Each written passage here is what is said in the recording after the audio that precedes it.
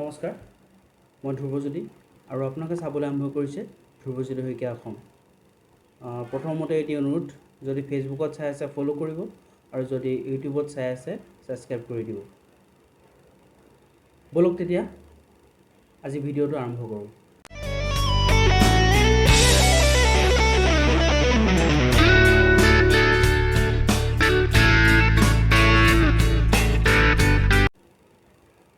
আজিৰ ভিডিঅ'টো হৈছে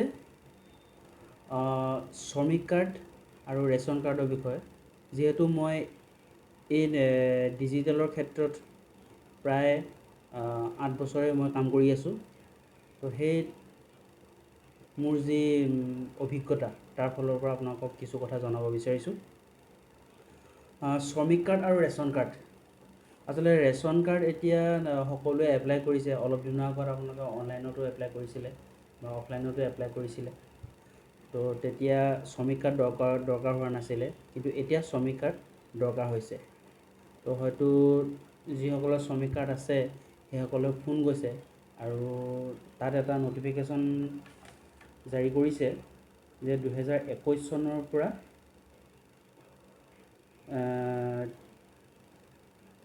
23 চনৰ আগষ্ট মাহলৈকে যিসকলে বনোৱা শ্ৰমিক কাৰ্ড আছে সেই শ্ৰমিক কাৰ্ডসমূহে তেওঁলোকে গ্ৰহণ কৰিব।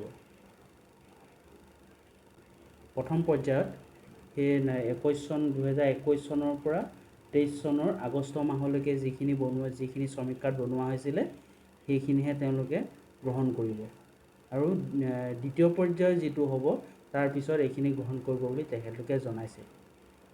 এতিয়া প্ৰথম কথা হ'ল, আপোনালোকে চাওক, যিকোনো এটা চৰকাৰে যদি কিবা ন'টিফিকেশ্যন জাৰি কৰে সেই ন'টিফিকেশ্যন এনেই কেতিয়াও নহয়।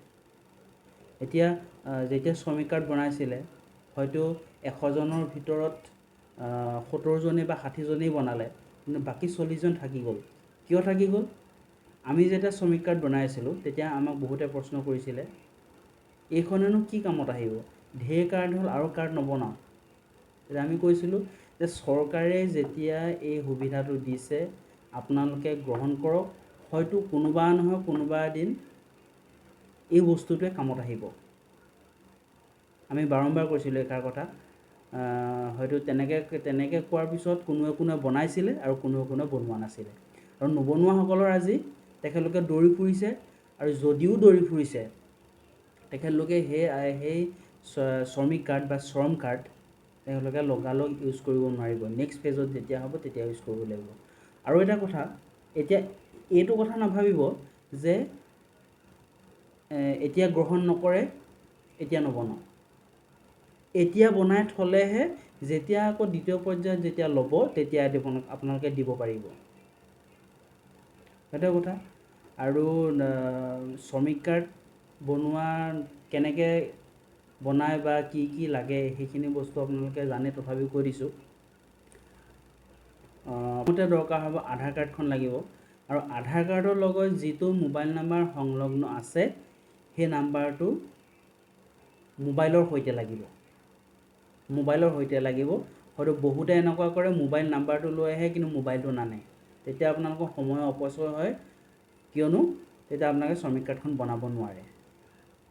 আৰু যদি মানুহজন নিজে আহে তেতিয়া বেছি ভাল, গোটেই ঘৰৰ এড্ৰেছ হওক বা বাকী বস্তুখিনি ধুনীয়াকৈ দিব পাৰে। আৰু এটা কথা,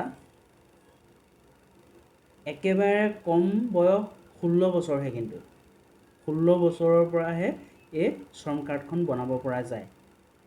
16 বছৰৰ পৰা 59 বছৰলৈকে, 16 to 59,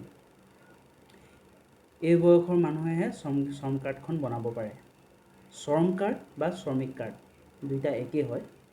এতিয়া চাওক, আপোনালোকে যদি যেতিয়া সময় দিছিলে চৰকাৰে বনাবলৈ যেতিয়া প্ৰথম আৰম্ভ কৰিছিলে তেতিয়াই যদি বনালেহেঁতেন, এতিয়া আপোনালোকে হয়তো যিসকলে চাউল নাই পোৱা বা চাউল কাৰ্ড এপ্লাই কৰিছে সেইসকলে এই শ্ৰমিক কাৰ্ডখনৰ জৰিয়তে খুব সোনকালে আপোনালোকে পালেহেঁতেন। ঠিক আছে। এতিয়া আৰু এটা কথা কৈ দিছোঁ যে আপোনালোক এপ্লাই কৰক সোনকালে, যিমান পাৰে সোনকালে শ্ৰমিক কাৰ্ডখন এপ্লাই কৰক।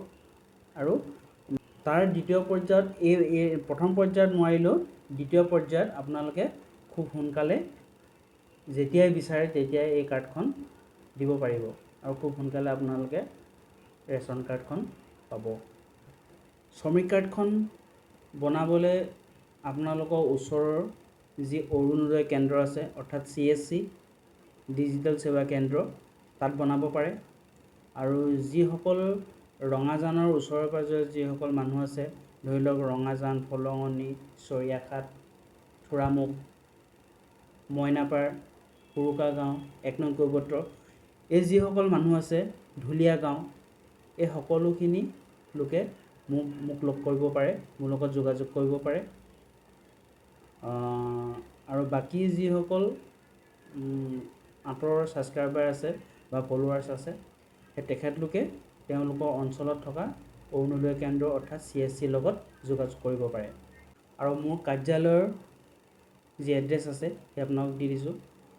ৰঙাজান চাৰিআলি নাপাওঁতেই যিটো নতুনকৈ বনাই থকা এটা 3 মহলীয়া বিল্ডিং আছে, সেই বিল্ডিংটোতে মোৰ কাৰ্যালয় আছে।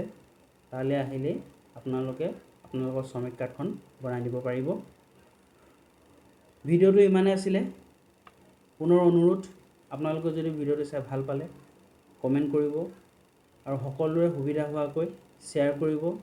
শেষত চেনেলটো ছাবস্ক্ৰাইব কৰিব আৰু যদি ফেচবুকত চাই আছে ফ'ল' কৰি যাবলৈ নাপাহৰিব। ধন্যবাদ।